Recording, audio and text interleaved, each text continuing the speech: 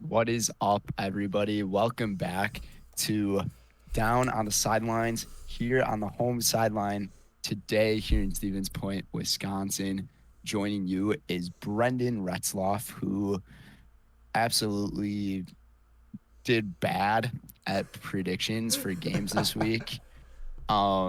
You can definitely agree on that. And joining me on the away sideline this week in are you in Sheboygan or are you back at home, Matt? I'm in Lakeland still. I go home tomorrow Okay.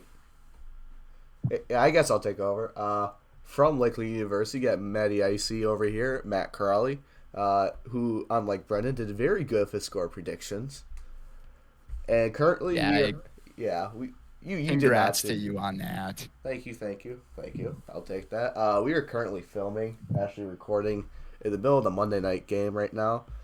Cardinals are losing. Actually, the 49ers are winning 17-10 at halftime, which is a lot closer than I thought it would be because obviously, what's our score predictions? Yeah, you had changed yours just before the game. We did because I found out that Colt McCoy was playing for them, and I was just like, dude, I don't think I can trust Colt McCoy in this one. He's doing really good. He did throw an interception that wasn't his fault. It's downpouring in Mexico right now, so Ooh, it's it's raining there. it's raining. Oof. It's downpouring. D Hops is already over 100 yards, so Oh Colt my Colt gosh. McCoy's DeAndre actually Hopkins he's doing pretty is good. screwing me over in fantasy right now. Same for McCaffrey and George Kittle. Like, I cannot have those guys do well. So, in my family league right now, I'm up by like 2 points, and I got like three different guys playing so far. Rondale Moore is one of them. Then I got Debo Samuel, and I can't think of the other guy that I have, but they have both not really done anything for me. And then the other guy is DeAndre Hopkins. And I'm getting really scared over that. And I don't even have the game on my TV right now because I only have it on YouTube TV and I don't Yeah. have that in my bedroom. So, and then on the other side, Chris McCaffrey and George Kittle in my other league, they are tearing it up right now. I can't have them get a total combined score of 40 points. And right now they've scored like 30 combined. So Oh well, things are shit. not looking good for me. So I think it's safe to say that you're not gonna win. Me on the other hand, Yeah. I got fucking blown out. I'm up against Kittle, but it doesn't really matter because I'm losing by. Actually, let's check. Well, Kittle's already got like 14 points Yeah, he got in 39 fantasy, touchdown. He got 39 touchdown, 39-yard touchdown. 39 yards. Oh Yeah. oh fuck, oh no. Held by more than uh, 70. I'm losing 139 to 71. There you go, viewers. The great management of Team Crowley. Listen, my first mistake was that I benched Tony Pollard. That was my first mistake.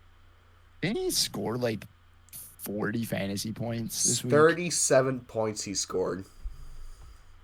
Jeez. Uh, And we're gonna go over the stats and statistics for like the games that yeah, have already gone on this past week.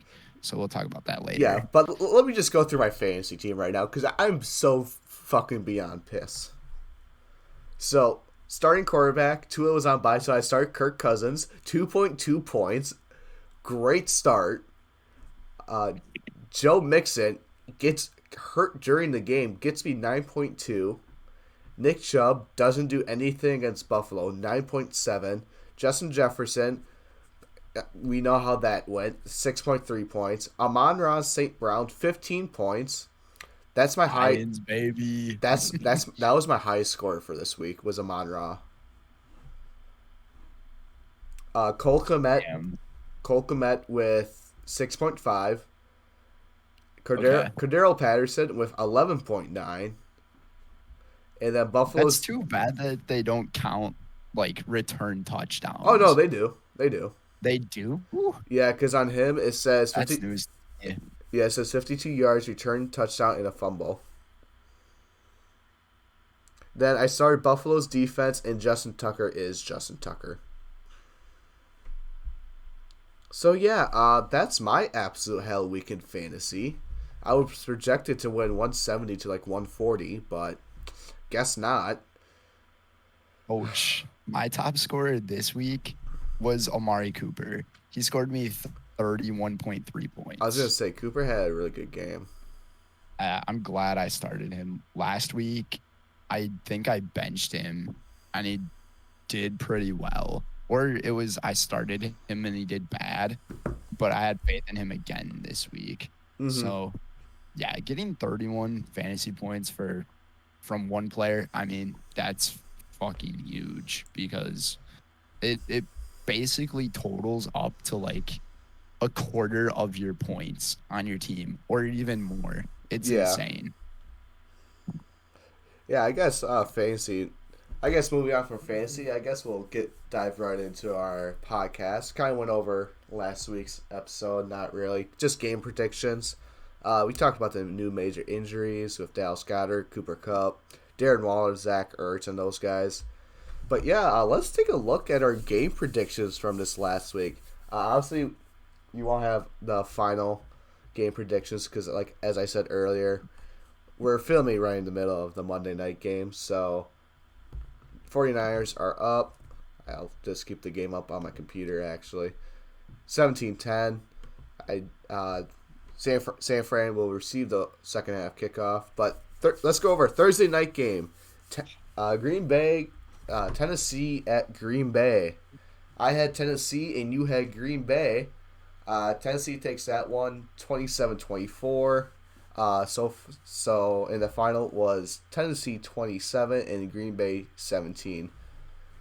You were very close on that score. And by the way, I'm kind of glad I did not end up going to this football game because It was I'd rather cold. see my team win, and it was extremely cold this past weekend. Yeah. I mean, in the stat line, Ryan Tannehill played some pretty good football on the Packers defense. He threw for 333 yards, 2 touchdowns. He had the one pick. I think it was early in the fourth quarter or later in the fourth quarter, and the Mm-hmm. Packers had a chance to respond, but we just could not do anything in the fourth quarter. It was pretty embarrassing. Other than that, Derrick Henry, he had 28 carries for 87 yards and a touchdown. He Hold on. also had a passing touchdown. Yeah, I mean, Derrick Henry threw the ball twice for 4 yards. I don't remember him throwing the second time. I I didn't, don't either, man. but he went 2 for 2. Yeah, Tannehill only 5 incompletions and one of them being an interception. Super good night for him, especially in Lambeau. You think about it, if he doesn't throw that interception in the fourth quarter and it was him who threw the touchdown instead of Derrick Henry, I think he would have had a chance at a perfect passer rating, if I am not mistaken. Oh, Because really? I think you need to have a completion percentage of at least 75% or 85%. I can't think of the number, but you have to throw. I don't even think the yardage that you throw matters. It's just the completion percent. 81%. 81% was his completion rate. And you need to throw at least 3 touchdowns and not have an interception. I Hmm. think. Well, I guess the more we know. But no, Traylon Burks had a super good game. Honestly, it kind of surprised me that right before the 2 minute warning. Testing one on one with Yair Alexander, and Oh, yeah. just he burnt him and He burned him he bad. dragged him 15 yards down the field. I'm just like, damn, this kid has something. Play call right before the 2-minute warning was like fantastically done. Mm-hmm. They ran a pass and it absolutely burned Jair Alexander because no one on the Packers thought they were going to pass it, but it's like right before the 2-minute warning. So the clock is going to stop no matter what. And I was like, well, there goes the Packers season more than likely. But Tennessee, they played a really good game. And I just pulled up something about the perfect passer rating. So according to Wikipedia, so I mean, sometimes reliable, sometimes not. To qualify, during a single game, a quarterback must attempt at least 10 passes, have zero interceptions, have a minimum completion percentage of 77.5%. I was kind of close. Have a minimum of 11.875% of their passes score touchdowns, and have a minimum of 12 and a half yards per attempt. Hmm. I think Tannehill was pretty close Yeah, 22 if he times didn't throw the 11. pick. 22 times 11, that's 222 yards. So he was pretty damn close. Yeah. Going over to the Packers side, Rodgers 24 for 39, 227 yards, and 2 touchdowns, which your boy Christian Watson caught both of them. Maybe I was wrong about this guy. Maybe he is going to be a stud player in Green Bay. Kind of finally get that connection with Rodgers. He's starting to come out there. There was a stat that I believe it was the past 7 quarters when it came to the third quarter or 6 quarters, Christian Watson Oh, had 5 touchdowns, he had 5 which touchdowns in the which is a past. Packers rookie record. Not only that, he leads the NFL for rookies in receiving touchdowns. On Sunday, Monday, Tuesday, Wednesday, Thursday. In 5 days, he caught 5 touchdowns, Yeah. which is insane. The first 9 weeks, he didn't have any. He is definitely starting to find like his true identity. The only thing that scares me about him is he needs to stay healthy. Um, He's he's ran young. into so many like small injuries that have been keeping him off the field. But as for Aaron Rodgers, I freaking hated his performance on Thursday, man. It made me so angry because he was missing so many easy passes. I could not believe it, dude. No, I Like don't. I don't I don't blame you because I was watching the game and he was throwing some bad passes. I'm just like, this does not look like the regular Rodgers. I think he's given up at this point. They're 4-7. I Yeah, don't think he's a man who gives up. I think he's just somebody who doesn't care. takes yeah, like he doesn't yeah. It's tough to explain it because I was listening to his segment on the Pat McAfee show um last week after they beat the Cowboys, and he was saying like, oh, the crowd, they're just a noise and everything. Just gotta be myself and just keep playing some Green Bay Packer football. And then as for my receivers, they're gonna keep learning. So like he keeps saying optimistic things, but like deep down, it just doesn't seem like he cares. He's like a completely different person Mm-hmm. on the football field compared to off the field. Yeah, Because you see him yelling at his guys or he even was his at. coach. He yelled at at LaFleur on I Thursday. I saw that. I was like, holy cow! Like this is not gonna be pretty. And I and then the funny thing is he yelled at him to say like run the damn ball or something like that instead of run a pass play. I think it was on like a third down or something. And then later in the game, when it was like 4th down and 1 for the Packers or whatever, like this is right before the end of the game. We decided Yeah. to run a draw, like a halfback draw, and we completely get stuffed. And it's like, okay, maybe we should have threw the ball. Maybe we shouldn't always listen to what the quarterback has to say. I mean, yeah, it's So Rodgers. He's gonna be a Hall of Fame quarterback, but excuse me, but still, that's no exception. he plays his defending MVP award back to back, like an Uno card, basically, saying like, I have the authority, like just let me Uno do it. reverse. I am the coach now. Basically, that is him. And then when he's on the Pat McAfee show, excuse me, He's a he different is person. completely different. He talks like I have found my inner peace. I am doing great things, like stuff like that, dude. I don't Yeah. get it. No, but I'm 1-0 in the rankings this week. Tennessee beats Green Bay 27-17. Moving on to our next game, we got Chicago at Atlanta. I predicted 28-13, and you predict Atlanta 28-13. You predicted Chicago 34-31. Actual score 27-24 Atlanta. So, I'll let you start. Actually, I'll start with this one. So, I guess we'll go over the Bears stats. Justin Fields threw 21 times, completed only a third of his passes, 14, 153 yards, a touchdown, and an interception. He's also doing it on his legs as well. Led the team in rushing, 18 carries, 85 yards, and a touchdown. David Montgomery, 17 carries, 65 yards, and a touchdown. Darnell Mooney had the receiving touchdown, 4 catches, 29 yards. David Montgomery led the team in receiving, 3 catches, 54 yards, no touchdowns. They're scoring points, but they're still losing. It's that defense.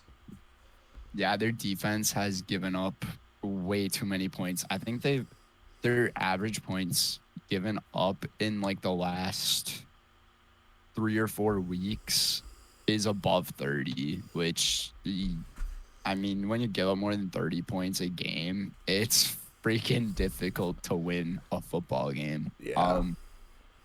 Justin Fields, though, he is proving that he is the face of the Chicago Bears team. And David Montgomery, he actually played considerably pretty well. I mean, even though Justin Fields beat him in rushing, which is kind of funny, or for rushing yards, he still had 67 yards rushing and then top that off with the 54 receiving yards. So he's getting over 100 scrimmage yards, which is something you can't complain about at all. No, that's really good. But Justin Fields, in this game, he missed a deep ball. I think it was to Darnell Mooney. Oh, it was like in the first quarter or something. It was like it was wide open. He overthrew him. That's what surprised me more. He overthrew him. It would have been the easiest touchdown. They get that, they win the game. All he had to do, even if he underthrew the ball, Mooney still would have caught the ball, turned around, and scored. Because there was not a Falcons defender he burnt him. Anywhere 10 yards close to him.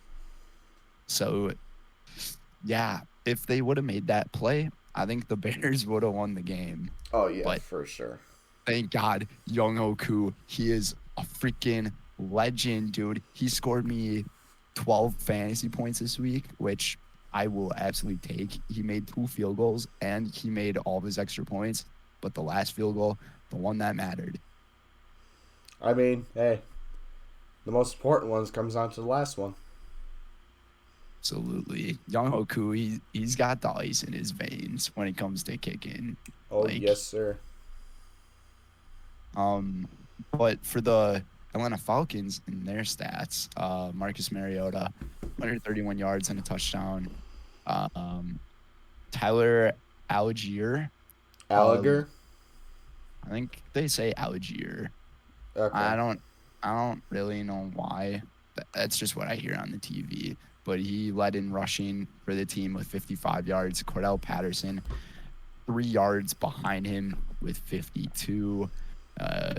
Leading for receiving is Kyle Pitts. I've heard he is Did you injured. hear what happened? Yeah, I guess we can dive right into that right now. He's out for the rest of the year. Really? He's out for the rest of the year for a torn MCL. He's done. Atlanta, I don't know what you're gonna do. You're sitting at 5-6, potential playoff hopes on the line. You're second in the division, right behind Tampa, who's not looking too hot. Even though they're 2-0 after the Brady divorce, but no, they got a bye week. Yeah, they're coming out of a bye week this week. No, but that's huge news for Falcons fans, especially for me because they're my second NFC team. So I hate to see it. But no, Cordell Patterson made history on Sunday. I don't know. He did. Yeah, wasn't it the most 103-yard kick return touchdown? The most kick return touchdowns or kickoff return touchdowns. I think it's just returns in general. I is it? I I think thought so. I thought Devin Hester Yeah. So was Devin, leading in that. yeah, he was leading with 8, and on Sunday, Cordero Patterson broke that with 103 yards for number 9. So he's a new NFL record. So now this put this into question. Devin Hester's in the Hall of Fame, correct? Correct. So is Cordero Patterson, should he be in the Hall of Fame? I mean, He has the rings. He won it with New England. He at least has a ring, so you can check that off basically. what year was that when he played for the Patriots? Was that when they won Super Bowl 53? What year was that? Career stats. I'm taking a look at this. Yeah, he played for the Pats in 2018. I think that was Super Bowl Yeah. 53. Four-time Pro Bowler, four-time All Pro, one-time Super Bowl champ, and Hall of Fame All Team 2010s. Yeah, 84 with Minnesota. Raiders in 2017, New England 18, New England 19 and 20, and then currently on the Atlanta Falcons. He played for the Bears in 2020. Oh yeah, it doesn't show that on here. 2019, he Oh, Chicago did Bears. not. What? That's so stupid. They have the Patriots and the Bears as the same damn colors. If you're at least gonna make them different, make them inverted. Wait, what website are you on? Pro Football Reference. I'm on NFL.com. Oh. That's kind of funny because I actually watched a TikTok this past week and they talked about like the color rush NFL uniforms and how I they were saw that. like It was bad idea. No, because it of was good. It was good, and they killed until it came to the Bills and Jets because the colorblind people couldn't know colorblindness. what team was which. That's absolutely hilarious. I I feel died when I saw that. I saw them. I feel so bad for laughing, but it's funny as hell. I No. don't know how they could screw something up like that. Like you're just I watching think- it on TV. A colorblind person, like they don't know what the hell is going on. Wait a minute. Why? Wait a minute. I thought Fitzpatrick was on the Jets, not the Bills. Wait, why is he throwing to a Jets player? I thought he was on the other team. He did play for the Jets. Disclaimer: we're not making fun of colorblind people. We're just laughing at the situation. Yes, for sure. It was a great idea until it came down to that, and they're just like, "Oh wait, we fucked up here." Was that when they stopped doing that? It might That have had been. to. Like, Because they there's must have saw the definitely- ratings there's- plummeted at that point. There's definitely Minnesota's gonna wear theirs on Thursday night for Thanksgiving. We'll go over that. They're wearing theirs. I think they have the best in the league. I think the purple and yellow look pretty damn Dude. good. For uniforms, talk about the Steelers and the Bengals game. Oh, Those uniforms were Oh. fire. yeah. Oh We'll my. talk to that. Once we get to that game, we'll talk about that. But we're getting a little sidetracked. But no, Atlanta takes this one 24-27. I improved to 2-2, and Brenden goes 0-2. Next game, Yeah. the Yeah, so Philadelphia for the- Eagles and the Indianapolis Colts. Stupid, dude. Oh my god. Okay. y- So literally- which one of us wants to unfortunately do the Eagles stats? I'll volunteer as tribute. All right. So in this one, Jalen Hurts went 18 for 25 with 190 yards and a touchdown. He also led the team in rushing over Miles Sanders, who was in the top 5 in rushing yards in the league at the point, but not anymore because he only had 47 yards. But Jalen Hurts had 16 carries for 86 yards and a score. And Devonta Smith was the leading receiver for the Eagles with 6 receptions for 78 yards. But Quez Watkins was the receiver who scored the touchdown for the Eagles, who had 2 receptions for 31 yards. I guess go over that last play with a minute left. Yeah, I think we can both agree that Jalen Hurts now I don't think he's an MVP candidate. I think he's just a he's good. He's not great. And the touchdown that Jalen Hurts got, dude, what the hell was the Colts defense doing? They didn't even run a spy on the guy. They left the That's field wide freaking open. Like mm-hmm. 10 trucks could drive through it, and Hurts scored. Yeah. But then, did you see the Colts mascot blue? Oh my gosh, that was hilarious. He's the best mascot in football. I don't care what anyone says. It reminds me of the Philly Fanatic a little bit. Just that rebellious mascot. Like they, not only that, they have like the same physical qualities. Like Yeah, the the build long of them, snout. The long snout. I can see that. yeah, and then like the big fat belly. And then you just go. I need to find pictures of these mascots because I think they're No, very they're similar. very similar. I know what you're talking about. While he's trying to find the mascots, I'll go over the Colts' stats. Matt Ryan started this game 23 for 32, 213 yards, no interceptions or touchdowns. Jonathan Taylor gets back into the groove of things, 22 carries, 84 yards, and a touchdown. Michael Pittman leads the team in receiving, 6 receptions, 75 yards. It was a low-scoring game, 17-16. I guess we never did go over our score predictions, so I'll say that. I had Philly beating them in a blowout, 35-17. Brenden had Indianapolis 24-21. Actual score, Philadelphia won 17-16. Colts should have won that game. They should have.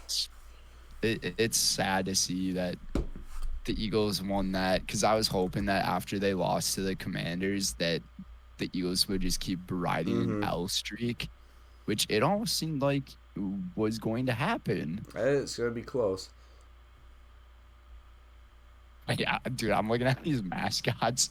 They're actually fairly similar. I know. It's a little creepy. But the Philly Fanatic is probably like the greatest mascot ever. Yeah, like, it's just what it's the iconic. Frick is it? They're what both. The frick is it, dude? I don't know. It looks like Birdo from Mario, except it's green. Philly Fanatic. Oh yeah, they're basically the same thing. It's like Birdo. Oh, he's a bird? He's a large, furry, green, flightless bird. He's a bird. With an extendable tongue. I don't know. Okay. Let's talk about this game. Philly should have lost. They did not deserve to win that game. No, not at all. It stinks. That's how it played out at the end. But the game wasn't like that entertaining. And I think that I think the Colts had a chance to score a touchdown in like the final 5 minutes of the game, but then they kicked a field goal because it was like an and goal and they just weren't able to get it in the end zone. So I think they ended up kicking the field goal, which should have gone for the touchdown. Yeah, in retrospect, that's what you should have done. But we all fuck up. Some of us more than others. Yeah, do you have any takeaways from this one? Headphone users, be advised. Philly, I hope you lose your next game against Green Bay. Yes, sir. Yes, sir. I'm just tired of the Eagles fans because now they're up on their high train again. It's like, oh, we're 9-1, we're 9-1. I was like, bro, you barely beat the Colts. Settle down. Well, a little update on the Monday night game. San Fran is winning 24-10 in the third quarter. 1st and 10, San Francisco's ball at San Fran's 48-yard line. We'll keep you updated on that. Did somebody just score a touchdown then? Yeah, San Fran did. Let me see. Don't say George Kittle or Christian McCaffrey, please. Deebo Samuel. Yes. He rushed. He's in my other league. Let's go, baby. He rushing touchdown. He has a rushing touchdown. So, Colt McCoy is not doing too well. So, oh, never mind. It is now Arizona's ball at first and 10 at San Fran's 48. So there must have been a fourth down, and they must have stuffed them. All right, next game, New England in the Jets. Boring ass game to the final play. Maybe a controversial call, but we'll go over that. I had New York in this one, 28-24. Brenden had New England, I had the Pats 17-14. 17-14. Final score, a whopping 10-3. Oh, Woohoo! by the way, I'm now 3-1. Brenden, congrats, you get your first one. You're 1-3. What a great first W. 1-3. 1-3. Yes, sir. Yeah, so in this one, as you said, it was pretty boring until the end. We'll go over the Jets stats first. Zach Wilson, garbage. 9 for 22, 77 yards. But seriously, you have to give credit to the Patriots defense. Oh, Patriots defense is stellar. The Patriots defense has been playing standout football for, I would say, like the entire season practically. To be fair, they lost to the Bears. I don't know how they did. Like, that game almost cost me of my fantasy game. I was like, all right, as long as they don't get negative points, I'll be fine. And they got 2 points. I was getting super scared. yeah. And the New York Jets, they were ranked number 10 in this past week's ESPN power rankings. And as for the Patriots, they were not in the top 10. So well, they should we be might now. see the Patriots jump into the top 10. I don't know. It was such a low-scoring game, and then obviously the punt return for the game-winning touchdown happened. The miracle in Foxborough. The controversy. Yeah, I guess we'll get into. Actually, did we go over the stats? Did we mention of that? The Patriots? Not yet. No, I'm still. Zach Wilson leading the team in rushing for 26 yards. 26 rushing yards and 77 passing yards. Those were the leading passing and rushing statistics. You want to know? Horrible. Did you see on Instagram the this is NFL memes, NFL hate memes. This is their memes. Go check their pages out on Instagram. Super hilarious. That the Jets average 2.77 inches per play. I saw that, and like it goes on your phone too, so like you can see how far that is. Yeah, like it could fit on your phone. I'm just like, oh well, that's what 3 inches looks like. That was so sad. That's so sad. They don't deserve to win after that. But hey, they weren't the only team that scored 3 points this week. I'm sad. Ooh. I'm sad. I'm sad. Anyways, let's go over the Patriots. We'll go over that game later. Mac Jones, for the Patriots. 23. Take over on this. Yeah, kind of started. Mac Jones, 23 for 27, 4 incompletions. Super good game. 246 yards. Damian Harris led the team with rushes. 8 carries, 65 yards. Ramondre Stevenson, I think that's how I'm saying it right. Running back, led in receiving, 6 receptions, 56 yards. And obviously, you have the MVP, Marcus Jones, with the game-winning touchdown.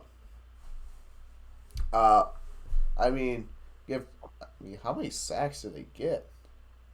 You got Kyle Duggar. The Patriots out of a total of 5. Judon got a half and a sack. Dietrich White Jr. got a sack. Mac Wilson got half a sack. So you got 1, 2, 4. They got 4 sacks. Which is still pretty damn good. Made Zach Wilson pretty uncomfortable. All the times I've seen him play against the Patriots, he plays like there's ghosts on the field. Okay. Like he doesn't know where to go with the ball. And I mean, we saw it again this week, but the Patriots had 9 different receivers like who were able to catch the ball and that's in this what game. You need. So that's super good. When you can get that depth like that, it makes the team pretty difficult to beat because you can either pass it to this guy, that guy, aka Ramondre or John Smith, Jacoby Myers, Hunter Henry, Damian Harris, Devonta Parker. Like the list goes on and on.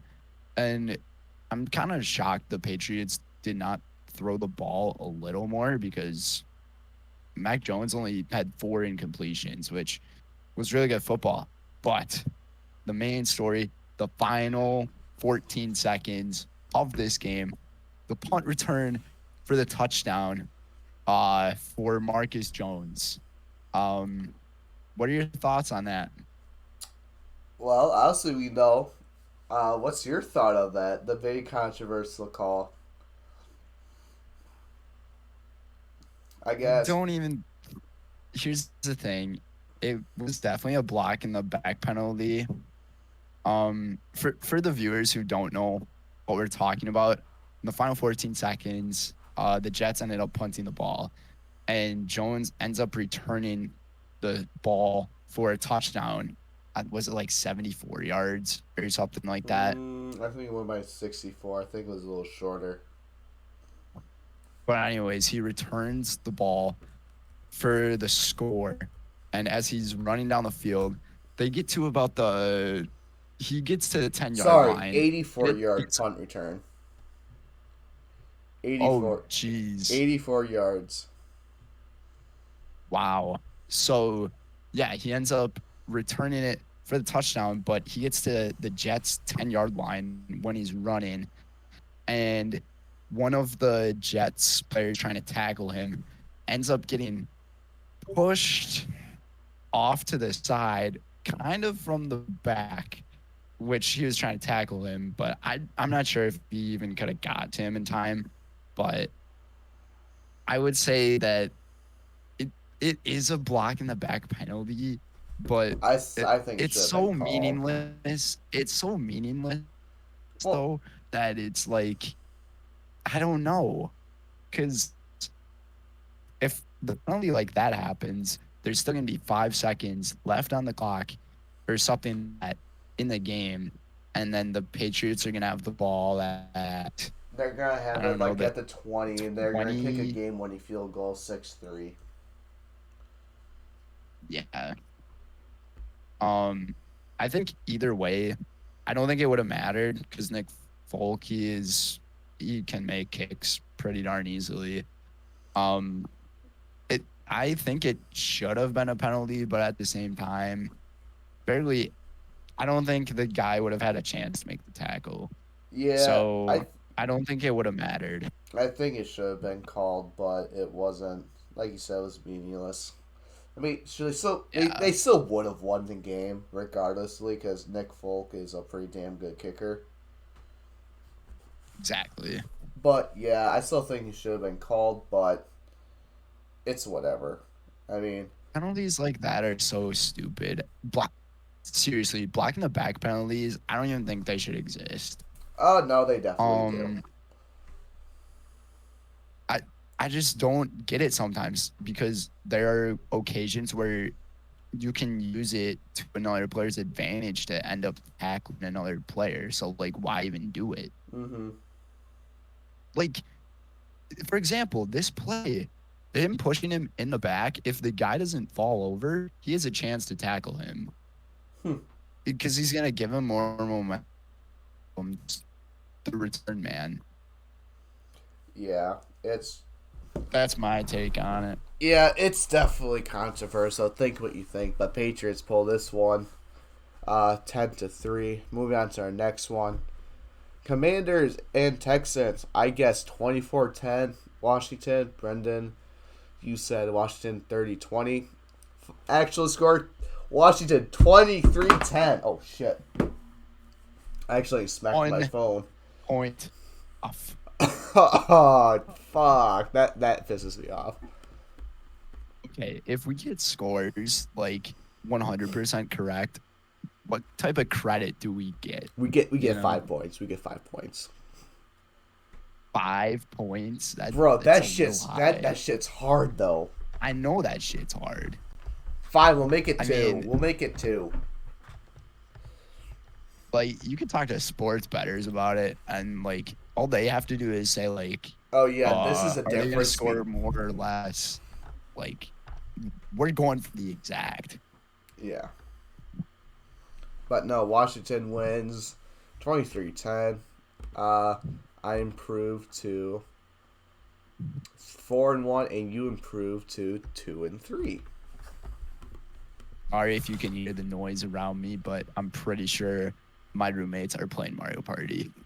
Great game, by the way. Oh yeah, for sure. I love myself some Mario Party. All right, Taylor Heineke, 15 for 27, 191 yards, no touchdowns. Antonio Gibson led the team in rushing, 18 carries, 72 yards. And Curtis Samuel had the lone touchdown for rushing. And then Kendall Fuller had a pick 6, so there's your 14 right there. And then Joey Slay went 3 for 3, had 11 points. So Joey Sly, baby. Joey Sly. I really didn't get to watch much of this game. I just saw quick highlights. I don't know what to say. I mean, Heineke is a starter moving forward now, so which I think is the right decision because Wentz is not. Right. Wentz isn't the same. Yeah, I agree on you with that. Ron Rivera made a great coaching decision.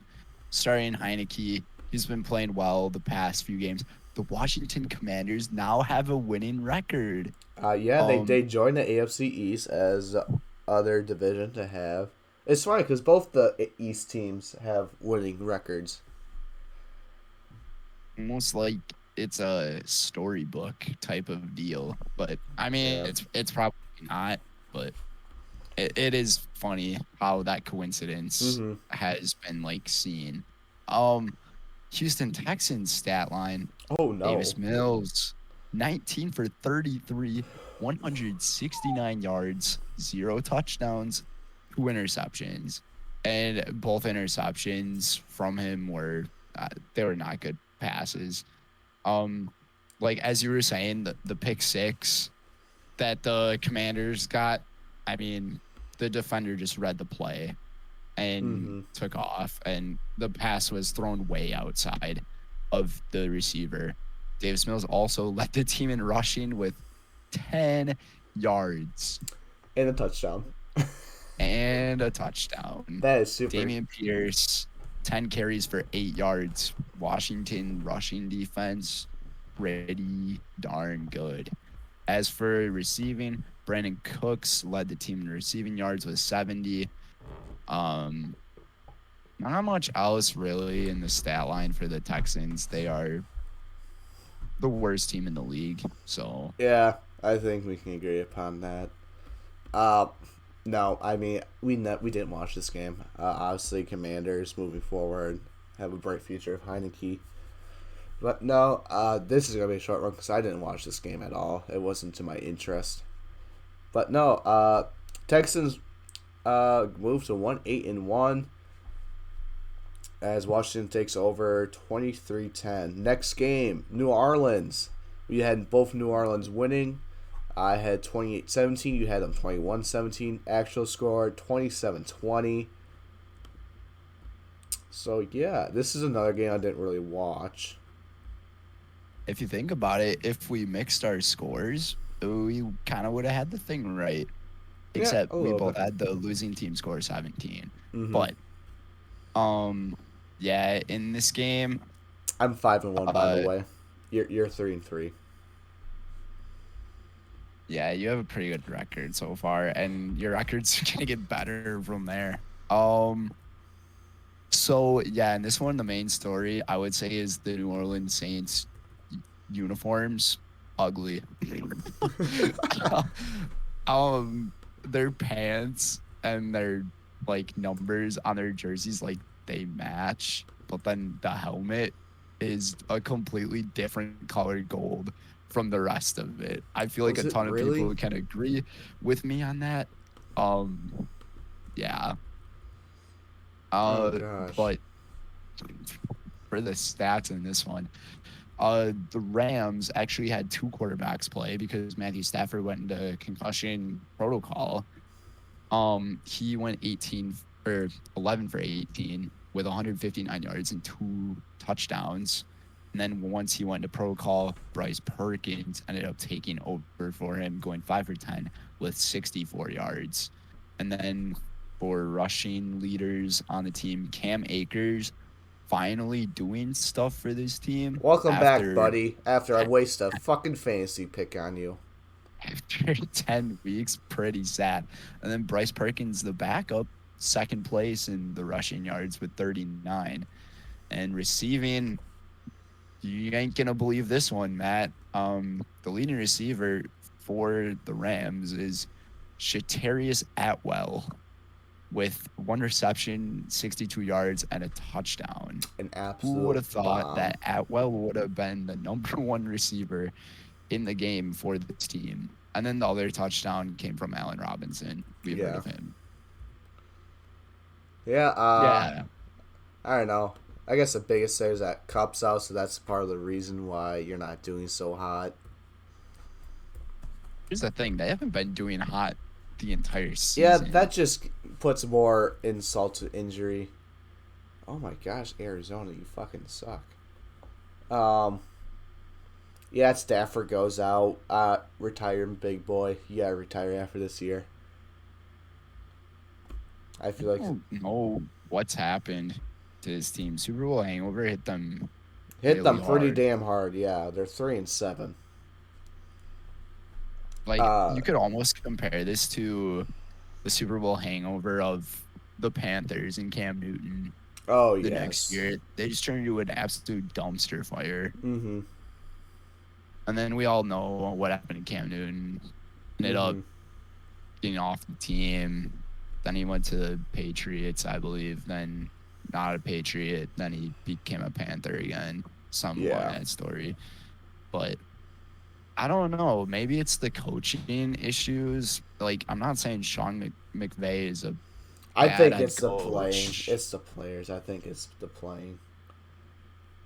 Maybe Aaron Donald should have retired after that Super Bowl. Like, yeah, a lot of different things could have went down, but they didn't. And now you're seeing how it's playing out if you're a Rams fan, and you have to be really disappointed in this team. But hey, you guys got a Super Bowl, so I guess that's the good news. But I mean, that's the past. Past is past. Everybody cares about what the future holds and winning a championship. So I mean, sorry, Rams fans. I didn't watch this game, so can't say much about it. I didn't see much from this game either. But Rams, Rams fall to 3-7, and New Orleans improves to 4-7. Still in the hunt easily for the NFC South. Yeah, the game that got moved to Detroit, Cleveland Browns against the Buffalo Bills. So Brenden decided to change his prediction on this one. That's because they did not play in Buffalo, and I was really hoping that they would, because it would have been so freaking entertaining, man. It would have been. I was a dumbass, and I kept with Cleveland because I didn't want to change my pick. That's why. So I fall to 5-2. You improved to 4-3. Sad way to fall. Yeah, I had Cleveland 21-10, and you had Buffalo 38-21. Actual score Buffalo 31-23. Again, I was kind of close on the score. Yeah, so Jacoby Brissett 28 for 41, 324 yards and 3 touchdowns. Kareem Hunt led the team in rushing, 5 rushes, 32 yards. My boy Nick Chubb did not do so well. 14 carries, 19 yards.